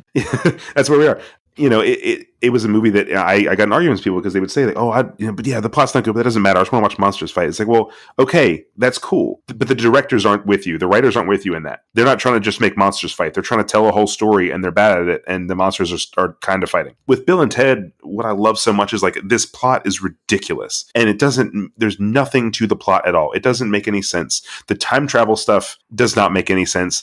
But they never once try to make it make sense. They know exactly what they're going for. They are there to have a good time and to make you have a good time. And that just flows so much into how they write these films. And from Excellent Adventure to Bogus Journey to Face the Music, all of them are just like, they're just there to make you laugh and to make you smile. And they know that their time travel plot is totally bogus. They get it. They don't care. They don't write it to make it make sense. They write it to be fun. And I think those two writers are just some of the best at capturing exactly the tone they want. I mean, I think about Ed Solomon wrote Men in Black, and that is such a unique tone for a blockbuster film. And I just think he really, really gets the fun element of this. And so I agree 100% with what you're saying, because I really feel like this is just a fun, exciting, just heartwarming film, and that is everything it intends to be. And I love how far they went with just like, here's my concept, and we are sticking as hard to it as possible. And it's so great for that. Charlie, I have to push back a little bit on one thing you said. Everything else you said, 100% perfect, no flaws detected, perfect speech. But there was one thing you said. You said nothing makes sense. False. Dennis makes sense. Dennis is the best. He makes a lot of sense. You were introduced to Dennis, and his character comes alive, and but okay. So we should say part of the plot is that these guys, Ted and Bill, and they're like, okay, we got to save the world. So they go on a bunch of time travel shenanigans. And I'll say this is not the strongest part of the film, when they're kind of bouncing around and it's like a Doctor Who sort of thing. And, they're meeting their older selves, and they're, kind of going to a prison, and Dave Grohl shows up. And it's like, that stuff's, it's fine. But my favorite moments of this film, I'll start with some of the more down to earth ones. There's a couples counseling session that is just very funny, pitch perfectly written. I think that everything with the very beginning of this movie, it has like the soul of, I tweeted this out and I got a little bit of pushback from someone named Will Ashton. Once again, speaking of people's white whales, I said that this movie is kind of like it's about the Catalina wine mixer from Step Brothers. It kind of takes what's great about that entire scene and just stretches it into a whole movie, in my opinion. Oh, yeah. And that's what I love about it. But yes, the other element of this film that really does work for me is, first of all, compared to the first two movies, the female characters get way more to do than they did before. And particularly with the daughters here. Weaving and Lundy Payne go on their own time travel journey, where they're kind of creating like the greatest band in history by, picking out all these people. I don't want to spoil who they are, because that's the fun of discovering who they're going to run into next. And it's such a fun subplot. It's one of those cases where the subplot can outshine the main plot. And that's a sign to me that like this movie is definitely what I'm wanting. It's definitely going after something that I'm itching for. And, it all devolves into all the lunacy and craziness, but just when it starts to wear out its welcome, all of a sudden, we're in hell, and, and I mean that literally. And, there's a whole new scene that is just funny for different reasons. It's funny without going into like the crazy slapstick or the larger than, what comedies do these days to try to make us laugh is so aggressive, and it's so just trying so hard. This movie, like you mentioned with Ed Solomon and Chris Matheson, I mean, they are just, they know how to write jokes that are just timeless, to be sort of to throw a pun in there, I guess, but it does really fit. Like this is the kind of humor that just really stretches to a lot of different sensibilities. It's very 80s in that way. And so, and I was a big fan of this thing from start to finish. Wholesome, it's not good, clean Christian fun, but it's pretty close. And it's definitely pretty close. Definitely pretty close. You and I talked before the podcast, and I don't want to spend too long on this, because we get it. I have not seen some movies from when I was young or before I was born, but the Bill and Ted movies are ones that I missed. I knew about Excellent Adventure. I'd seen clips and bits, and I knew what happened, but I watched both of them in the last month or two. And I watched Excellent Adventure, and I really enjoyed it. I thought it was a really fun movie. I got why people liked it so much. It didn't click for me like it sounds like it clicked for you, but I enjoyed it. I had a really pleasant time and really enjoyed watching it. Probably last week, I watched Bogus Journey, and I think it's one of my new favorites. I was floored. I almost turned it on again after it had ended. I loved Bogus Journey so much. I don't know why. I think it was just, there's a Bill and Ted Excellent Adventure has a story and a plot, and it's like, it's kind of ridiculous, but we keep it grounded. And then kind of like what happens with Gremlins, just not quite as intense. Bogus Journey is like, we're going to take this movie that was already kind of ridiculous, and we're not going to stop being weird. Anytime there's like is this too weird? Like, nope. And then just blow through that wall. And just, there's a whole sequence where they're in hell and it's crazy. And William Sadler as Death is one of the funnier supporting characters in movies like this. I mean, he is so good in both Bogus Journey and in Face the Music. The idea of like going to hell instead of going through time was just very funny, because it allowed them to get even weirder. It allowed them to like play with different concepts, and they had their own personal versions of hell, and it just got gross at times. And I loved Bogus Journey for whatever reason, just absolutely crushed for me. And so I was very excited for Face of the Music, having just seen Bogus Journey. And I think they did a lot of great stuff with Face of the Music. I really, really enjoyed it. And like you brought up Dennis, he was the MVP for a lot of people for the film. And that's the case for me. He did in this movie what Death did for me in Bogus Journey, where you have this side character that like just absolutely makes you roll with every line delivery. I mean, every time William Sadler speaks in Bogus Journey, I lost it. Well, fans of Barry will recognize him. Well, at least you won't recognize his name. Yeah. Anthony Carrigan. Right. Sorry, I didn't want to say NoHo Hank. So sorry. He plays NoHo Hank. And so for me, when I started working at the site, one of the shows I took over was Gotham. I'm one of those weird people that thinks Gotham is actually an excellent show and really truly loves it because it is so wacky in its final seasons. And if you know anything about Batman, the villain Victor Zsasz, and Anthony Carrigan plays Zsasz on Gotham. And he is such a weird, hilarious iteration of that character. And it got to the point in later seasons where they would write more for him because Anthony Carrigan was so good in that role, they couldn't let him walk away. Same thing with Barry. Right. And so he went from that to then Barry. And I was like, I can't wait to watch Barry. Even though you have Henry Winkler and Bill Hader on the show, I was like, I cannot wait to go watch Anthony Carrigan in another thing. And now everyone knows Anthony Carrigan, and I'm so glad because Barry really kind of opened up things for him. And it's hard to recognize him in this movie, but he has a couple of line deliveries in the third act that are just incredibly funny. I mean, the time he says a thing about wanting to stay and dance, I won't give any context to that, but that line destroyed me. He stands out so funny. Easily. Everything he's in, man. Anthony Carrigan, just shout out to Anthony Carrigan. He's the best. He's the best. We're going to see him again in another film next year, Fatherhood, the new Paul Weitz film that he co-wrote with Dana Stevens. He's in that with Kevin Hart and then I think Alfred Woodard and Lil Ray Howery and maybe Paul Reiser.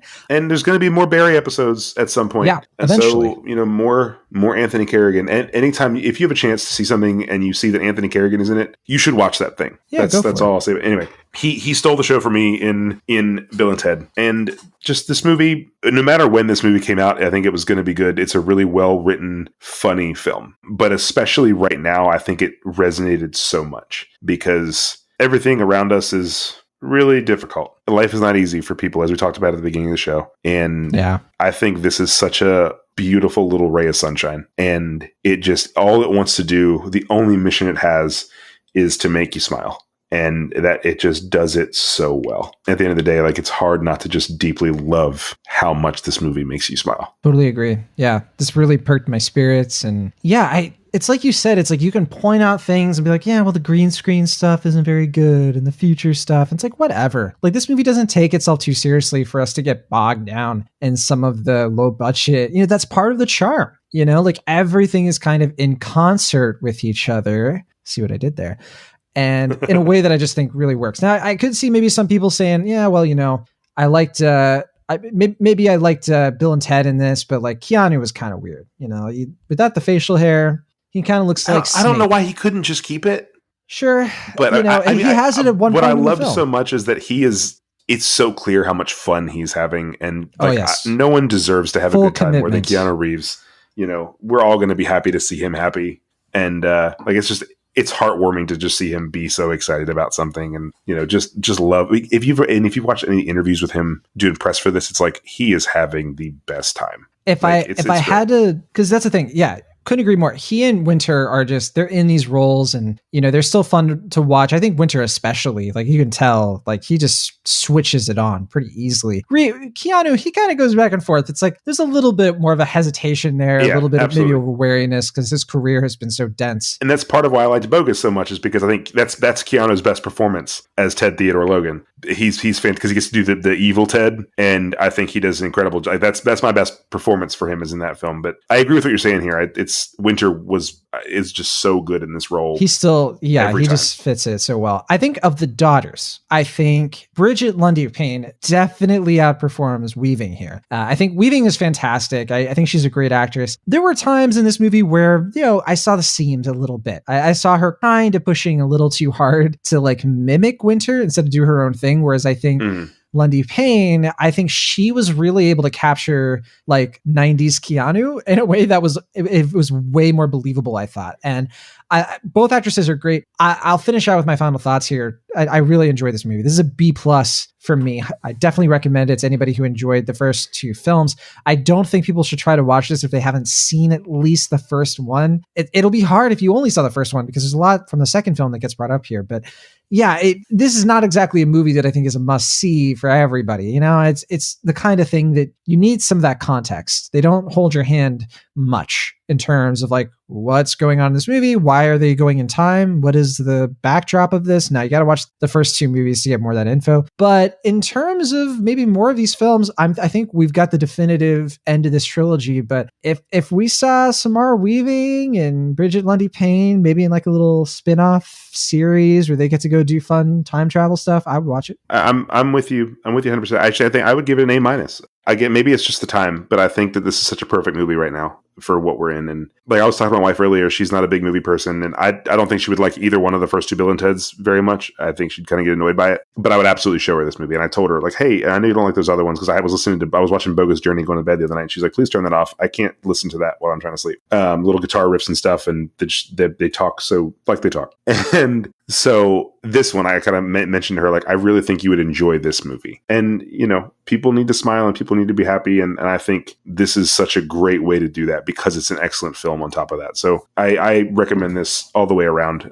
It's not a perfect film, but it's, I think, the perfect film for where we're at. And yeah, A- for me. Bill and Ted Face the Music is now available to stream on video on demand. I think it's premium video on demand. Technically, it costs about $20 to rent it, $25 to buy it, but it is also available in virtual cinemas. There's a chance you'll be able to get this much cheaper than that as a virtual cinemas ticket. Definitely look online to find some. And they are playing it at drive-ins around you, I believe. I think they're playing at drive-ins. So I haven't seen any. I hope that is the case.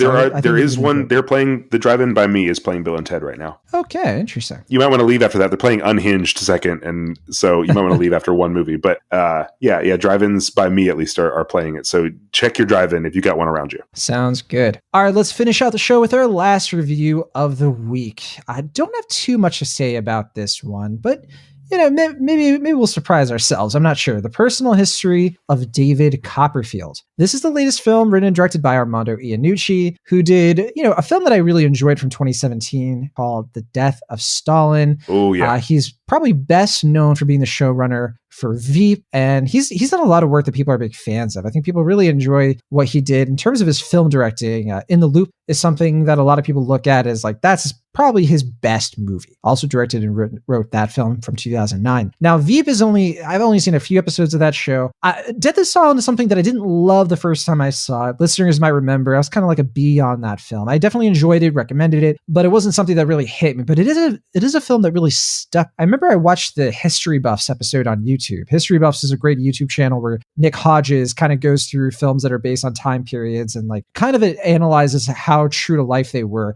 And his review of Death of Stalin actually made me appreciate the film on an even deeper level. So I highly recommend that, actually. And so when we found out Personal History of David Copperfield was going to be coming out, which is an adaptation of the very well-known Charles Dickens novel from 1850. I think a lot of people were thinking, oh my gosh, Iannucci, maybe he's going to take David Copperfield and try to almost sort of lampoon modern times, but using Charles Dickens characters, because that's kind of what he's known to do. I think other people, especially myself, saw it's like, well, it doesn't seem like Iannucci's going to probably go for that. It seems like he's probably going for something with a little bit more prestige. This film premiered at the Toronto Film Festival, for example. So clearly they were going for something that was more of a Best Picture caliber. Now, the film didn't get that amount of buzz, to be clear, but it definitely still got a lot of interest. A lot of people really enjoyed it. It stars Dev Patel as David Copperfield. And that's right. This is kind of the Hamilton brand of a period piece in the sense that it is, quote, colorblind. So characters could be black, they could be Indian.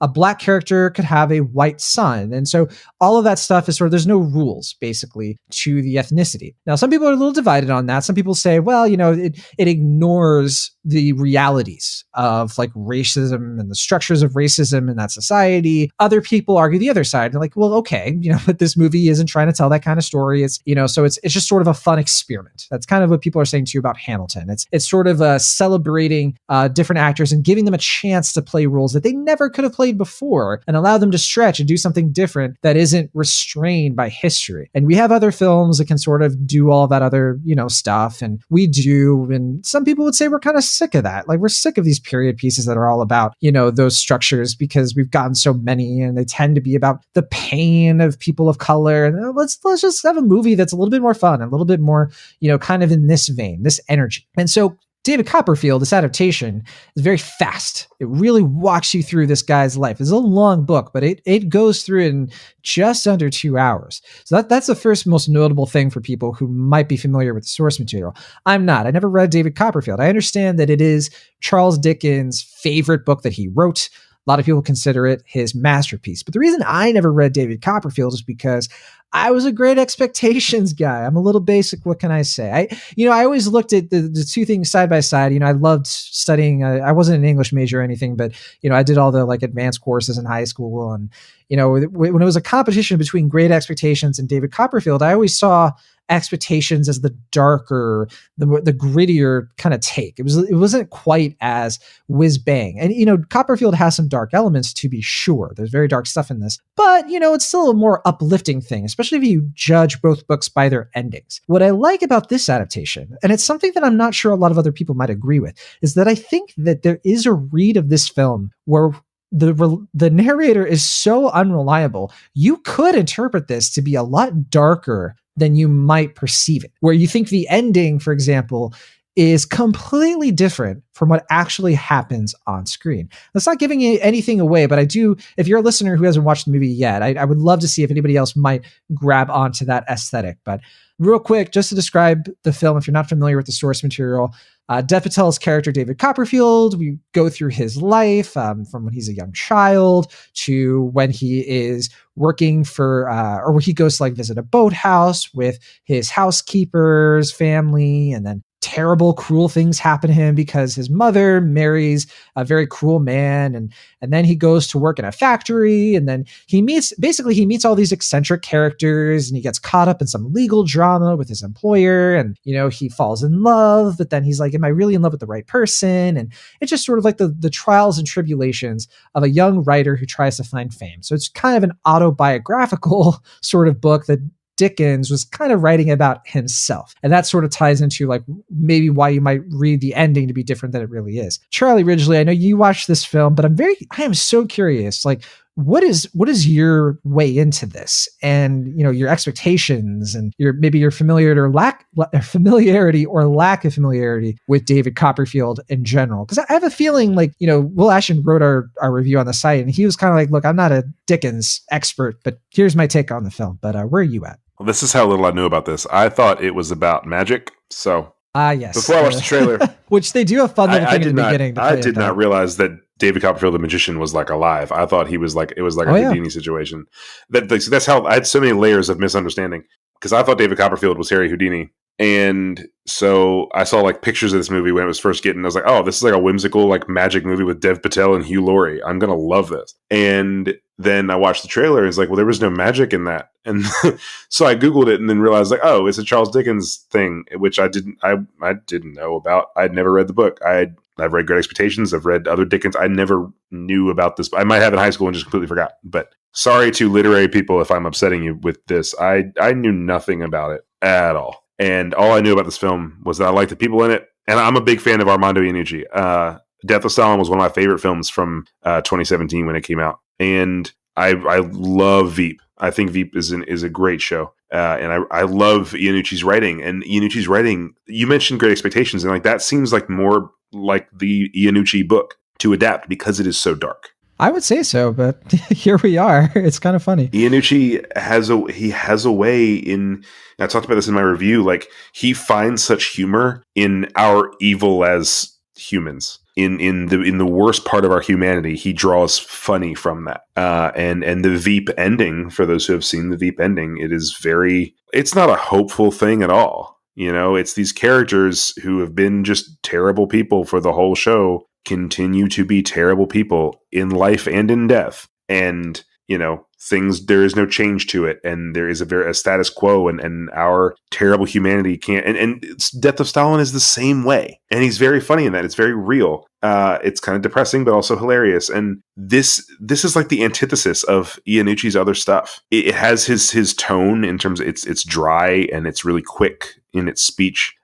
Great dialogue, very eccentric. But it's completely the opposite in that it is so hopeful. I did not read the ending the way that you're talking about, the way that you might have. Even if the story he tells was different, I see the ending still being the ending. And maybe the story itself was darker, but he got the chance to tell what had happened. And so he gave himself a different story. And it's about only you can control what happens next. Only you can control your own situations and your own destiny. And it's so hopeful in that at the end of the day, he got to be where he was because he persevered and because he continued to be himself through every situation that he encountered. I really loved the message of this film, especially coming from Iannucci. And we talk about Bill and Ted and kind of the time that we're in. And I really feel Iannucci has always really had his pulse on society. I think in Veep, he really had his pulse on where we were at. He's like the anti-Todd Phillips in that, like, he knew exactly where we were at as a society and told a great story with it. In Personal History of David Copperfield, I think he still really understands that and understands that we're trying to become a people of great hope. And we're trying to look to tomorrow and look for something better in our world, no matter whether you live in America or in England or wherever. I think we're at a place now where hope is in very short supply, and it's something we all desire. And he really gave us that with this story. And not to mention, every single character you meet is just so fun based on how they're written, and just the actors. Hugh Laurie as Mr. Dick is so funny. Tilda Swinton, every time Tilda Swinton's in anything, Tilda Swinton is fantastic. She's my favorite character in this. I think Hugh Laurie was mine. Peter Capaldi was so good. He was a surprise. He actually was much better than I anticipated. Everyone in this is just astounding to me. They do such a great job of kind of capturing this weird whimsy, and it almost plays like vignettes from until the third act. It's all about the stops he makes in his life. It was sad to see Gwendolyn Christie be kind of a villain, but she was a great villain in the parts that she had. I loved Gwendolyn Christie she was so fantastic in Game of Thrones. Brianna Tarth was one of the best characters of that show, and she does a great job in this with what she's given. And it kind of all comes together and collides in the third act, but this movie made me smile, and it was just kind of quick wit of Iannucci that I love. And overall, I really enjoyed what Iannucci did with a much different story than he is used to. I'm really excited to see what he does next after this and kind of where he takes things, because I'd love to see Iannucci do a Pixar movie after seeing this. Oh my gosh. I think he's got some darkness there, which, you saw Josh Cooley kind of bring this darkness to Toy Story.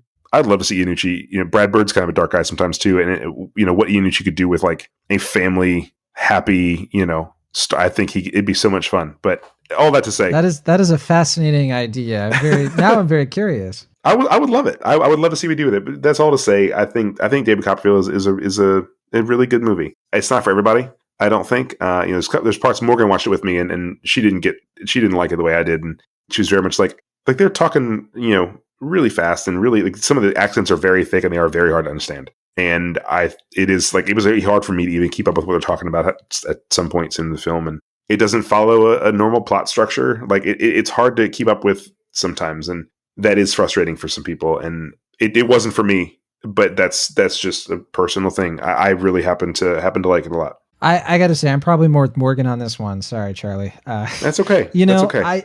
I was really hoping for this to really surprise me, but I think that is the big drawback that I just couldn't shake, which is the speed. You have such a dense story here, and we say this, it's a bit of a cliche on Cinemaholics for us to be like, this would have been better as a series, but this is one of those cases where I think that just let it go through a few episodes, 5 or 6, where you have time. And it's because it's a more episodic story from what I can tell, where you're kind of going from different chapters of his life and relating it to the present. But because the film has to move so fast, you never have time to sort of sit with Copperfield, to sit with Dev Patel and let him process what is happening. It's just a lot of plot just flying and moving. And if you're into it, and if you can sink your teeth into the characters and the plot, you'll probably be all right with it.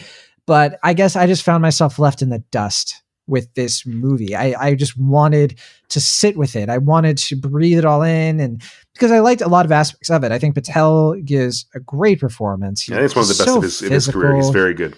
I just think that this is an actor who he has such an energy and such a presence that it is hard to quantify. Like when he's on screen in any movie, you just cannot ignore him. And it's the reason why so many people like myself are like, make this guy James Bond. Like put him in a role that is criminally underused in Hollywood. Now I know he's said, he's like, you know what, I don't want to be James Bond. That's not my thing. But never say never, Dev. I think that's I think he is due for a performance or a character to be given to him that is worthy of what he can do. And that's not to say that he's, none of his characters have been worthy. It's just more of like, none of his characters have been all of that memorable or written to be as iconic. And I thought David Copperfield might be the character to do that. I think the problem with a story like this is that because Charles Dickens has been ripped off so many times, because he's been an inspiring writer and people just sort of take his characters and do totally new things with him,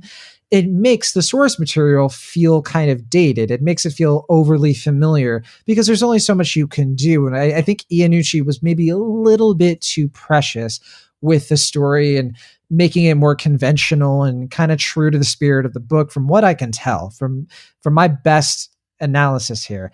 I just never felt like this was a modern take. I felt like this is the kind of movie where, let's go back in time and middle school John is, on a field trip, and it's one of those charter buses where they have the TVs, you know what I mean, Charlie? And like, all right, what's the teacher going to play?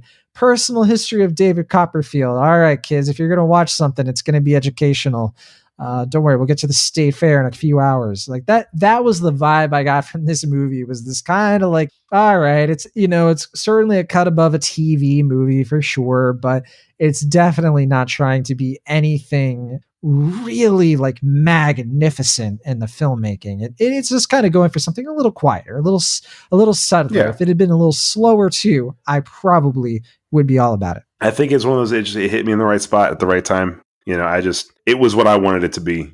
And I think it could have been a little bit weirder, and I would have liked it even more. But I think that, Dev Patel is very good. All the actors are very good. And I do see what you're saying. I think that, given this like a 3 or 4 episode, like BBC/HBO series, like this little tandem series they do, I think that could have really worked well for this. And, but I mean, I'm happy with what we got. And at the end of the day, I kind of put this right there. I liked Bill and Ted a hair more, but like, I keep kind of running lists of my films on Letterboxd, and Bill and Ted's at 9 and this is sitting at 10. I really appreciated it. I mean, I haven't seen nearly as many as you have. I've seen 45 movies in 20, or new movies in 2020. Oh, I thought for a second you meant 10 out of 10. I was like, oh my goodness, I didn't know you. Oh no. Of my positions in the films I've seen, the rankings. Got it. Bill and Ted is my number 9 of the year, and Copperfield is 10 so far. There's a lot. Like I said, there's a lot I haven't seen, but I appreciated this a good bit, and I'm excited for more people to get to see it, because I mean, right now it's only a theatrical release because it was another, like New Mutants, it was a Fox film. It was a Searchlight picture that got bought up by Disney, so it had to go to theaters. But I think with the windows they're talking about, I think that this will be on digital much sooner than other things. And I'm excited for people to get to see it, because I do think there's a lot to merit there. Agreed. Not a drive-in theater by any stretch. No, not at all. So just wait if you have an interest. It'll be on demand eventually, or maybe a streaming. And when that happens, I definitely recommend checking it out. I do have to correct myself. I kind of said I made it sound a little more conventional and straightforward. This movie does have a lot of cinematic flourishes. Like there are some things where they do sort of reinvent what a story like this could be. It kind of reminded me in some ways like Tesla, which, the Ethan Hawke film we just talked about not too long ago on the show, where that movie certainly was like trying to do like more flashy and subversive things in order to like tell the story in a new way.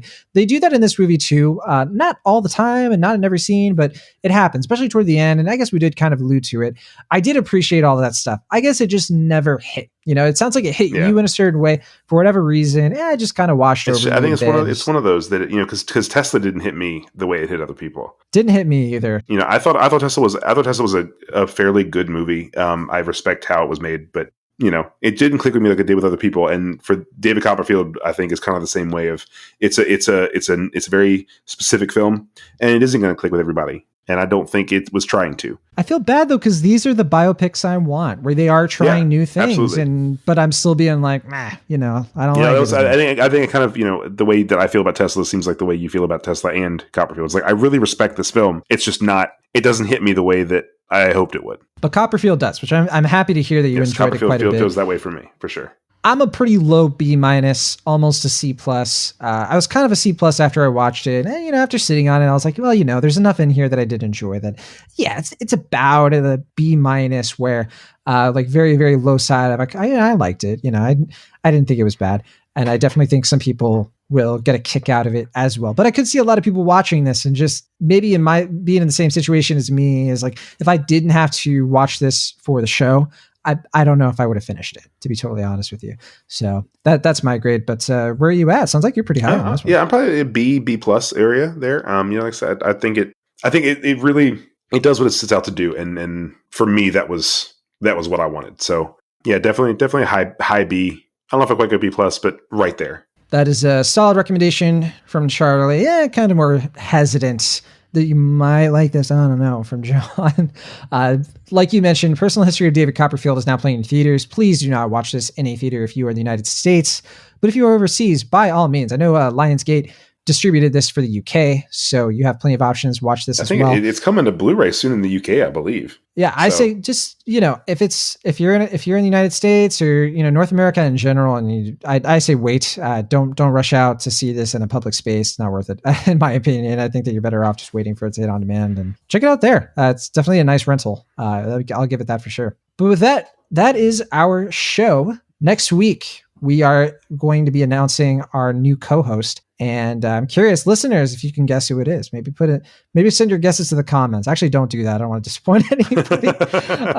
But next week on the show, we're going to talk about Mulan, which is going to be hitting Disney Plus as a sort of exclusive tier. It'll cost $30 for Disney Plus subscribers to watch Mulan, the live action remake, of course, the 1999 film, or 98 film, I should say. And looking forward to finally checking that one out. Charlie, I think you already watched it, correct? I have not yet. I'm watching it either when I get off here or tomorrow night. So I will be watching it very soon. Looking forward to seeing your review hit Letterboxd or comicbook.com. Yeah. I am rating our sites. So it'll be up. Perfect. I believe the embargo for that is on Thursday. So definitely check that out. I will be putting that up. Yeah. We'll also be talking about I'm Thinking of Ending Things, the new Netflix film starring Jesse Buckley and Jesse Plemons. Very much looking forward to this one. Netflix literally was like, sorry, John, you're going to have to wait until Friday. We're not sending out any more screeners for this. All right, fine. I'll wait till Friday. They knew I was going to be watching this no matter what. And they were like, we don't have to send you a screener.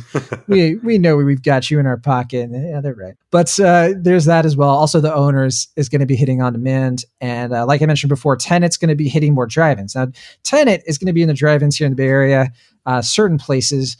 Not everywhere. And I'm on the fence. I don't know if I'm going to see Tenet. I don't know if I want to watch it at a drive-in, to be totally honest. It's so long.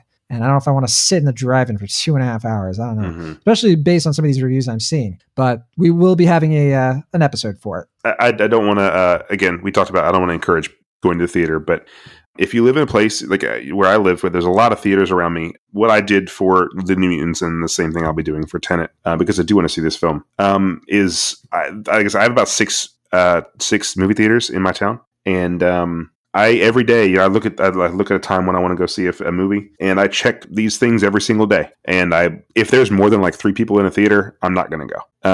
But if you can catch a screening where you can just be flexible, and it's like there's no one in this, I might check it out and know if some people come in, I'm going to leave. That's kind of where I'm at. I don't want to share a theater with people, and I'm not encouraging them to do any other thing. But that's the approach I'm taking with this. So hopefully I can follow that rule and see Tenet at like 10 a.m. one day or something. Yeah, I'm definitely not going to be worth it for me, especially considering how many cases there are in California.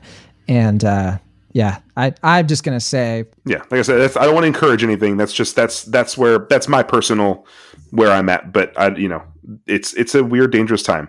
I get what you're saying. It's just like, if I sit in there and it's all I'm going to think about, I'm not going to be able to enjoy the movie, and I'm potentially going to be doing something that could harm other people. So it's like, what is the point? So my stance on this, yeah, it's like, especially for me personally, is like, it's just not worth it. As much as I love theaters, I'm much more about just waiting for all of this stuff to clear out and for us to have a handle on it. So then us in the States can enjoy movie theaters again when it really is safe to do so. We don't have to be worrying about all of these things. We don't have to be, worrying that people are going to come into the theater or anything like that. So that's our current reality. Absolutely. At the moment. Absolutely. Obviously very tricky territory to navigate.